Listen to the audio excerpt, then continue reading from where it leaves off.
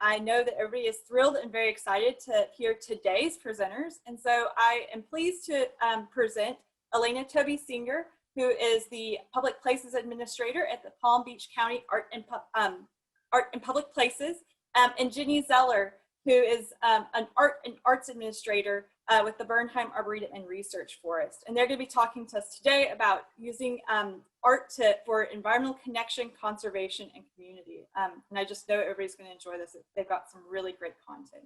So without further ado, Elayna, I'm going to turn it over to you. Terrific. Thank you. Hello, everybody.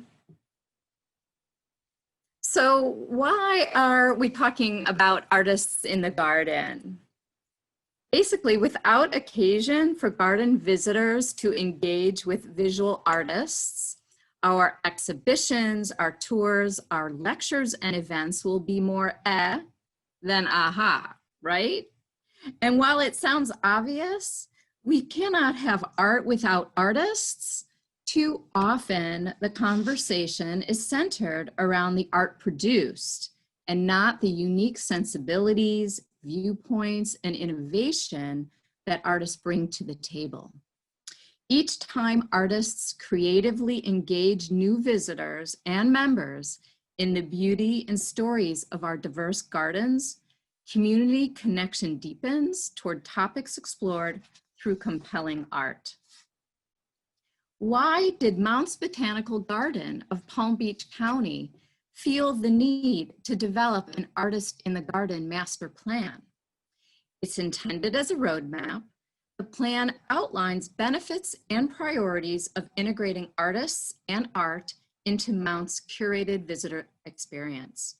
The plan's principles and strategies ensure that artists and art are participating in a manner that amplifies Mount's unique character, its mission, rather than being a decorative afterthought. Collaborations with artists, we all know, are inextricably linked to strategies to become more relevant and magnetic to wide-ranging audiences. And visually distinctive artworks have become associated with Mount's unique brand and identity. We're all familiar with the phrase right plant, right place, and this similar approach applies to right art, right place in the garden. And a key component of Mount's planning process involves in assessing every inch of its 14-acre property. I guided Mount's leadership team, horticulture, programming, visitor services, marketing, through a detailed review that resulted in over 60 unique sites. We assessed each location for guest circulation, view sheds, potential visual conflicts with permanent works, competing uses of annually scheduled events such as plant sales, and then daily uses of gathering points, for example, for school groups. We identified no-no locations and yes-yes locations, specifying with each if the location is best for temporary or permanent works, as well as for exhibition on the ground or in the trees. And we did capture the dimensions of every location. The time invested is a great tool that pays off as we develop future exhibitions. We also had more than 100 community participants in the planning process. We invited artists and leaders from the cultural arts community into the conversation. And the aim of these gatherings was not only to gain community input, but to also cultivate strategic partnerships and personal relationships upon which Mounts could build its future plans and exhibitions. And you're not surprised to see that some of the questions involve what kinds of themes and topics they would like to see explored, but it's also about how can Mounts be a resource to advance the arts, businesses, and organizations in its own locale.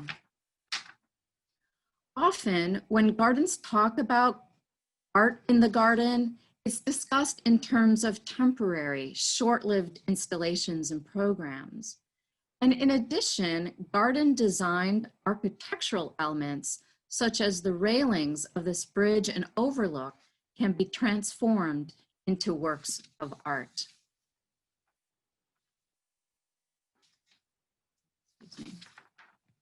Oops. Mount Botanical's first artist-conceived garden, Windows on the Floating World, is a quarter-acre tropical wetland. The entire project was led by artists Mags Harries and Lajos Hader. It fulfilled a master plan priority, and it's also Mount's largest capital improvement project to date. The rendering you see here was created by the artist team as part of their proposal to the selection committee. Here's how the artists describe their design intent. This piece is not about being an object. It's about an experience of place. Our first impetus was to get visitors to the water. Visually, there was plenty of water, but no sound, no movement, no real access. So we decided to excavate the site, to physically bring visitors down to the water, to walk on the water, and to feel the water. Here on the left, we see a pre-proposal meeting with the 3 shortlisted teams, and you can see that the water is viewable, but it was more of an edge experience. After Windows on the Floating World is installed, you're surrounded by water, you're immersed in water, you can sit and relax and meditate on the water. The water at the site is a retention pond, and the water levels fluctuate with the rain.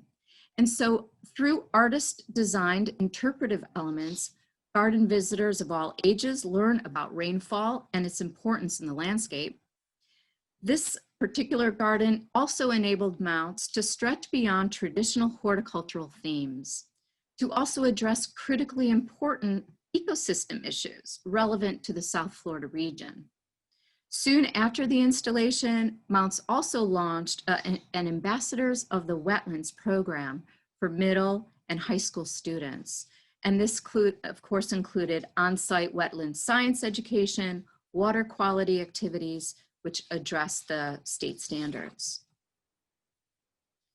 With the increased popularity of the maker movement and the rising interest in learning from others while working with one's hands, community-created art installations also offer opportunities for collaborative art making while learning about nature's complex systems.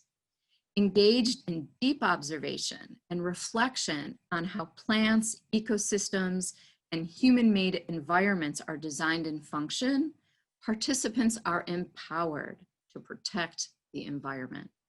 According to the Harvard School of Education Agency by Design framework, the key goal of maker-centered learning is to help young people and adults feel empowered to build and shape their worlds.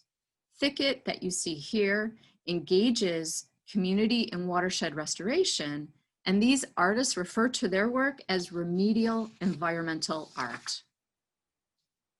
Now, we're all familiar with adding temporary art into the mix of promotable offerings to increase annual visitation and membership.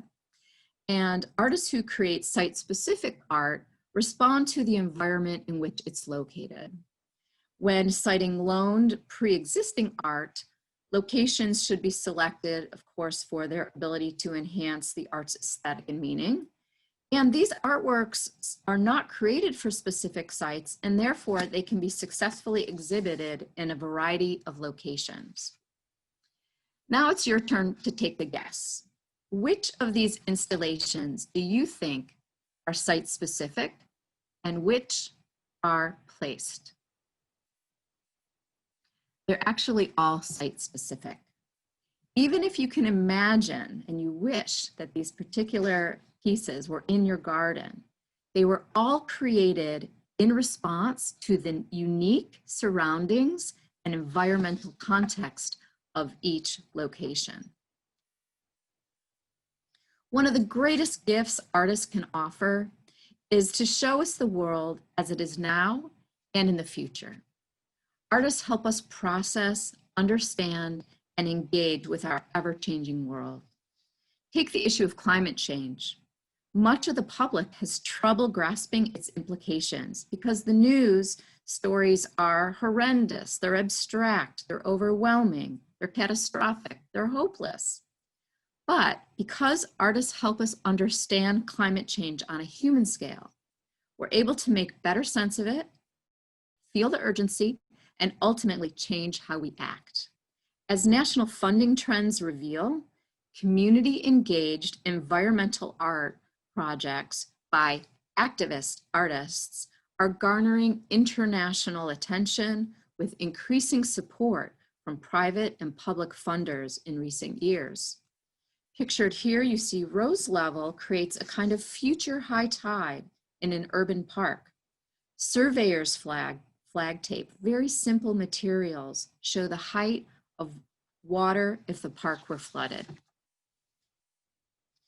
In the process of creating site-specific, environmentally themed art, participants connect with like-minded people and become inspired and motivated to take action to improve and protect the environment, all catalyzing community engagement and social change. For this Earth Day art installation, the artist involved the community in the design process, in preparing the soil and making non-toxic, biodegradable paper pulp from recycled plants. Then they mixed it into a wildflower seed mix. Over time, the pulp dissolves, the wildflower seeds bloom, and it creates a colorful image of the earth with a stream of blue flowers representing the water. More than ever before, community participation in art is a key ingredient to attracting communities to public gardens in cities big and small. Gone are the days that gardens can build visitation and membership by only providing experiences for visitors for passively observing plants and art. Engaged in the art-making process, we are changed. Our perspectives shift. Our vision expands. And as a result, garden visitors feel more connected to themselves, their community, to nature, and to the public gardens that offer artists that create place and experience. For years, artists around the world have created art with an environmental message and purpose, highlighting nature's inherent beauty and processes while fostering stewardship of vital natural resources. Today, connecting with diverse communities we serve, artists and their environmentally minded art is more important than ever. And remember, creativity is contagious. Pass it on. I want to say thank you to APGA for the opportunity to address this topic and the opportunity to have a conversation with all of you. Also want to shout out to Rochelle Wahlberg, who is on the call, on the video here. She's the director of Mounts Botanical Garden of Palm Beach County.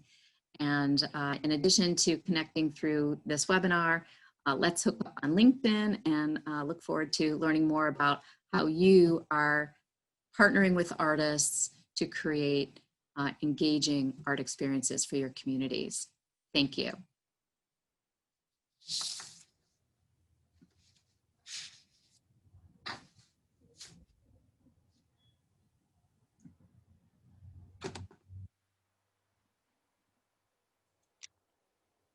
Perfect. Thank you, Elayna. That was awesome. Again, my name is Jenny Zeller, and I am the Arts and Nature Curator at Bernheim. And Bernheim connects people to nature through a variety of lenses, one of which is art. Art engages people in ways that are different from science and education, and art is what distinguishes us from organizations that are similar to us. There are 4 distinct yet overlapping programs within the Arts and Nature Department. The centerpiece is the Artist in Residence program, and we are celebrating its 40th anniversary in 2020. This is an annually awarded residency where artists live at Bernheim and make site-specific work inspired by the natural environment. This is an internationally renowned residency, and we've had 57 artists from 10 different countries over the 40-year period. The beautiful thing about our residency is that an artist will gift back a work of art. These works are either installed throughout our grounds or within our facilities, and these works engage our visitors to the natural world in new and exciting ways. In honor of the 40th anniversary of the program and the Kentucky Women's Suffrage Centennial in 2020, we are currently presenting Phenomenal Bluegrass Botanicals by artist Gabriela Boros. And this exhibition celebrates the extraordinary achievements of Kentucky women through the invocation of native Kentucky plants. The images were printed onto fabric banners and are hanging on trees throughout the Arboretum. There's also signage that accompanies each flag, giving a biography about the woman, the plant that represents them, and the relationship between the two. A favorite in this series is Willa Beatrice Brown, and she was the first Black American to receive a commercial pilot's license.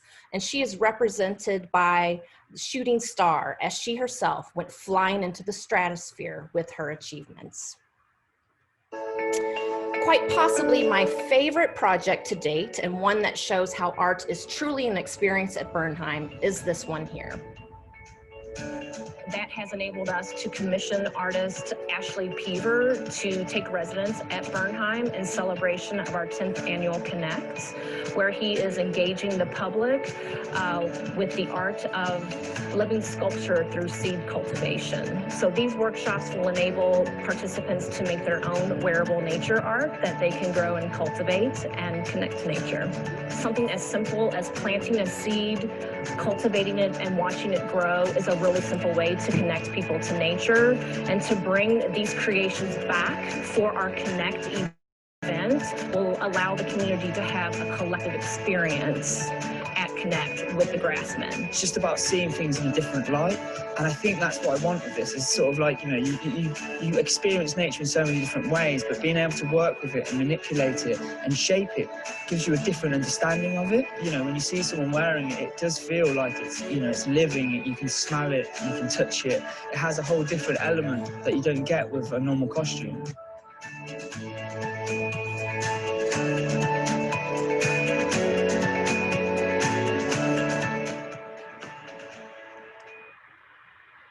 And that was a great segue into our annual summer event called Connect. And this is where arts, science, and nature collide around a beautiful trail, our Lake Nevin Trail. And you can see on the map here with all these orange dots, there are plenty of things to interact with along your way. We generally have great musical talent perform.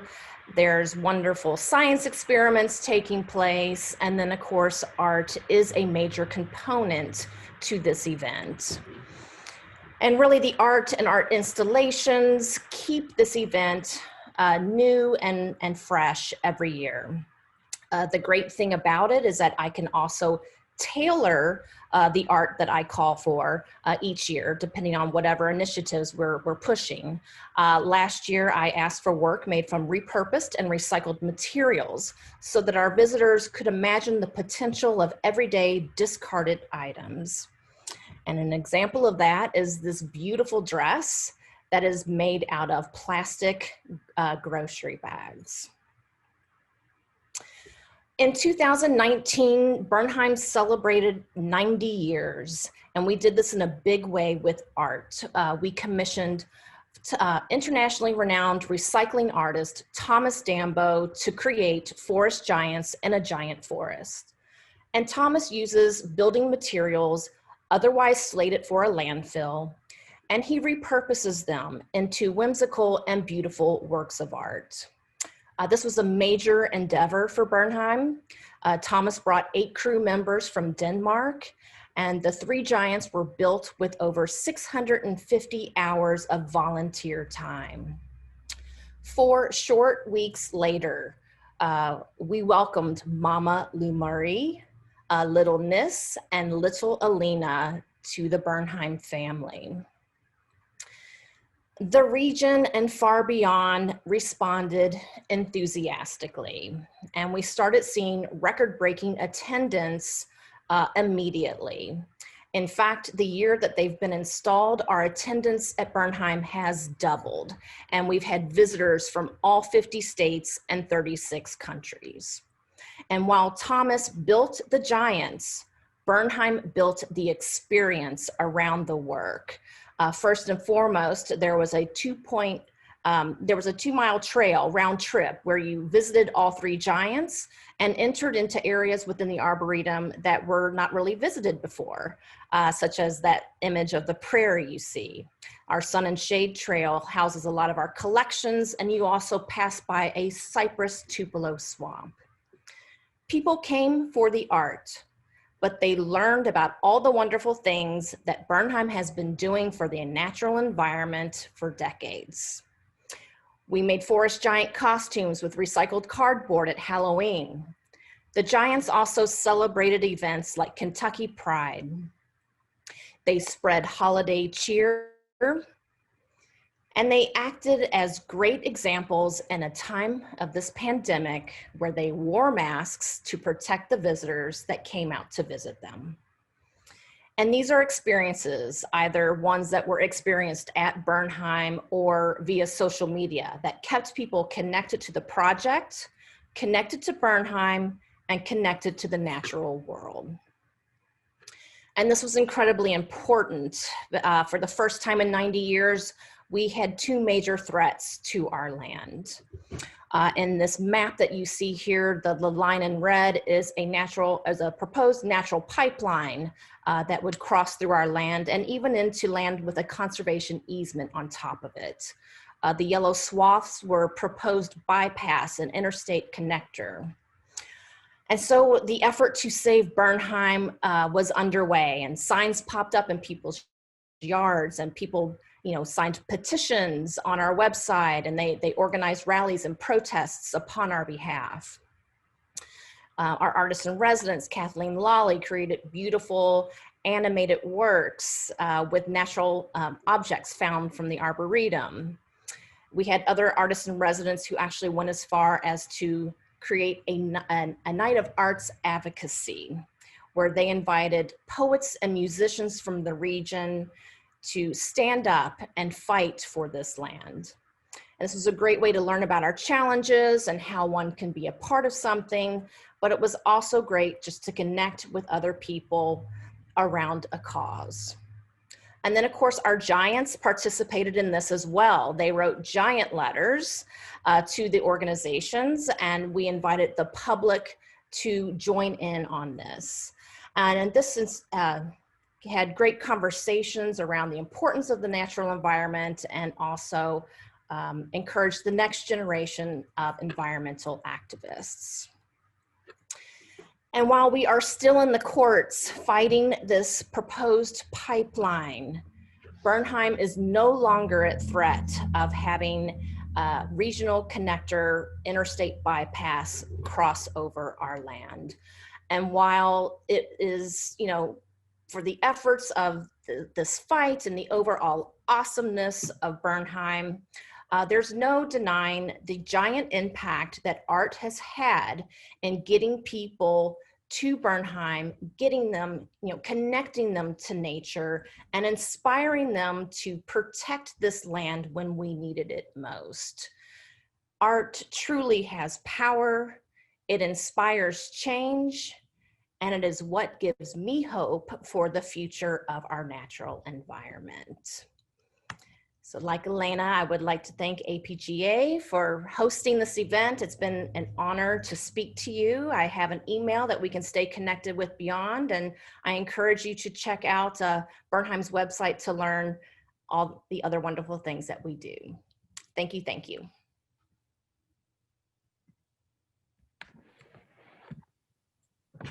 Thank you both so much. I greatly appreciate it. I'm going to get Elayna on here. To begin with, I'd like to mention that this was recorded and it will be available in our library and resource center. We'll also be sending out an email to all registrants with a link to the video and as well as some of the presentations in PDF format. Within those PDF presentations, you'll notice that Jenny, some of her slides are missing, but the big important parts being her contact information and the links to her website will be available. And you can always catch those video clips that were in her presentation in the recording itself. So I know we are at 1:27. So of course, since this is not an actual room, feel free to step out of this webinar whenever you need to, but we are going to go ahead and open it up to Q&A. So feel free to pop those into the Q&A chat and I will be sure to pose those to our two speakers. And we're just going to go until questions aren't coming in anymore. So thank you both again so much. So I'm going to kick this off with a question from Holly Karras asking, is it possible to get a copy of Mount's strategic plan for art in the gardens? Yes, it is. And if you have my contact information at the end, and we'd be happy to share the Artist in the Garden master plan. Absolutely. Perfect. I have another question that came in here that asks about what was the integration of interpretation into these projects? Great question. Jenny, do you want to start with your? Yeah, I can go with that. There's a number of different departments at Bernheim. You know, education is a big department, and they are largely responsible for a lot of the interpretive signage that goes into these projects. So it's a real collaborative effort between departments, you know, to figure out what it is that we exactly want to say and the best way to say it. And I feel like that signage is what really educates us when we can't have a person there interpreting the work for them. In the case of Mott's Botanical Gardens, Windows on the Floating World, part of the call to artists, part of the request for proposals actually included interpretive signage, which we showed you a small sample of. And so instead of more typically artists create art and then graphic designers and education departments or interpretive specialists creating these types of things, the artists are interpreters of the environment. That is, elementally what they do in the various formats that we've shown today and beyond. And so working closely with the horticulture team, the education team, myself, and the artists, it was both a process, as always, of what are those specific interpretive nodes, what are those places of pause, what are those specific messages, and coming up with that hierarchy, and then ultimately reducing it down to a small glass, kind of viewer, sort of, contemplative pause on the path moment. Other artworks, other permanent works, it's more of a kind of a curatorial approach where it's more identification. And then for the temporary, more blockbuster type projects, those are per project, again, collaborating with the staff, with the artists. And in some cases, these things come prepackaged with interpretation that it's kind of a plug and play, and we just place that right into the garden. Thank you both so much for those responses. We have another question from Rebecca Heft. How do you engage your scientists in the planning process? She's wondering how to integrate designing research around the art versus art around the conservation and science messaging. You want to tackle that first? Well, we so far, it has not been, if I understand the question correct, what you're asking is the science taking the lead in the content development that then the artists are responding to. Is that what the nature of the question is? Mott's Botanical Garden has not yet taken that approach. It's really been more of a parallel track, and the wetland curricula is, I think, a partnership example between the education team, the science team, and ultimately coming up with that curriculum. And it also informed the interpretation of that project. But I don't know, through the master planning process, I could say that the scientific team was part of the theme development, part of, within 10 minutes, I didn't share that, but, in seeing the copy of the plan itself, there were themes that we fleshed out, overarching themes, the sort of subtopics, and the scientific team was part of fleshing that out and articulating that, which will ultimately dictate the art exhibitions, the programs, the art experiences that are come to fruition in the future. And she responded and said that you nailed her question, that she was really looking at how folks could collaborate. So you got her question answered. Jenny, do you have anything to add to that though? Yeah, I do. At Bernheim, another one of the beautiful things about our residency program is that staff is a source, it's a resource to the artists. And so oftentimes artists will kind of work with staff a little bit if they have questions or certain, they can be taken to certain areas within the forest itself. There is actual research projects that do take place at Bernheim. They are often kind of separate or have been in the past, and this is definitely something I'm looking to integrate more of for the future. So like I said, staff though is very important in helping artists kind of complete new work, because we really encourage our artists to explore new directions in their work. The other thing that I'd like to add to that is culturally, we so often separate science and math and art. And actually the artistic process is so similar to a lot of what happens in the science realm in terms of experimentation. An artist comes up with an idea, but it's that execution of that idea and the experimentation with materials, or even the design process. There's a lot of some parallel tracks between the sciences and the math and the arts. And so I'm glad that the question was rooted in integration and collaboration, because it really is elemental to the artistic process. Thank you both. Emilian said, great presentations. Thank you. Can you think of any examples of interactive exhibits or installations that can work in wintertime when there is less color and fewer natural parts available for manipulation? Sure. Yeah, I mean, it's wide open. Engaging the visitor in and inviting artists to use the materials and that palette, that change in that palette.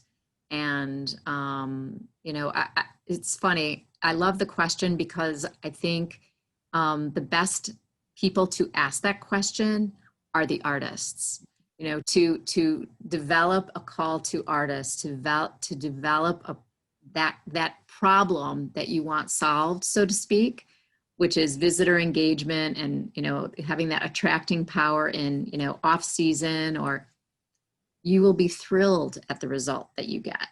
And the diversity of response from artists with proposed ways to do exactly what you're asking. Yeah, I often find that art is what can pop during those seasons that lack color. And really for us in Kentucky, a winter hike is one of the best times to do it. Having art in the landscape kind of inspires or encourages people to come out and do these things. But yeah, I think any art in the wintertime is a plus. And I think that can what really add the color that might be lacking otherwise.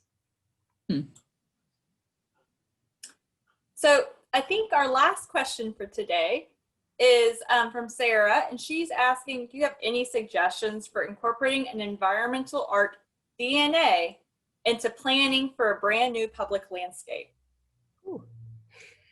Yeah.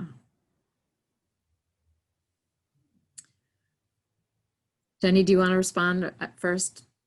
Well, I mean, I think that, you know, having artists part of that committee and getting the ideas going around this public space is crucial. Yes. Just like Elayna showed you, you know, even just within the facilities, you know, bridges and gates, those can be artistic elements that are incorporated. But, you know, artists think differently from us, and we learn from them. That's one of the things that we really love about working with artists at Bernheim, because there's this real reciprocal learning that takes place. So I would say start with maybe researching esteemed artists that explore environmental themes in your region and invite them to be part of those committees for planning. I concur 1,000%. I was going to say the same thing.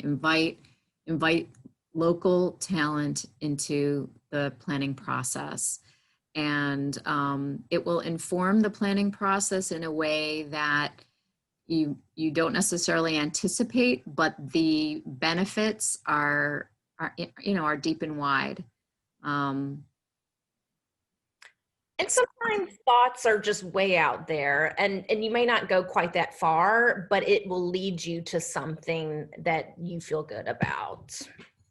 And it's wonderful to hear about, you have an opportunity with a new place, but even with all of our existing gardens that have master site plans and there's still that one more place or that one more section of the garden, it's never too late.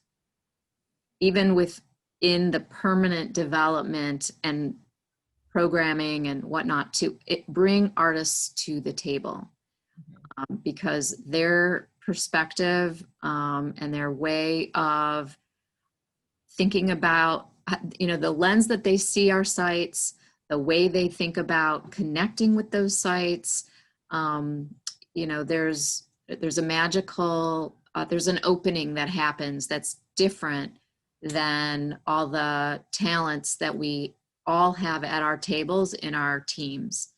So, what I said early on about the reason Mounts did this strategic plan and master plan process was so that artists are not an afterthought, and that art and creative experiences are not an afterthought, but they're actually part of the DNA that informs how an organization builds itself out and personifies creative, engaging experiences. Thank you both so much. That was absolutely wonderful. I know I personally enjoyed seeing the very different interpretations of what art can mean in a garden, from performing art to actual art installations to temporary to permanent. I found that absolutely incredible. So I think that's going to wrap it up for the day. If you have any questions, please feel free to reach out to our speakers. And as I mentioned, you'll be receiving an email with a link to the recording within the next 48 to 72 hours, depending on how fast I can get it up there. So thank you all so much. Thank you, everybody. Sending. Bye.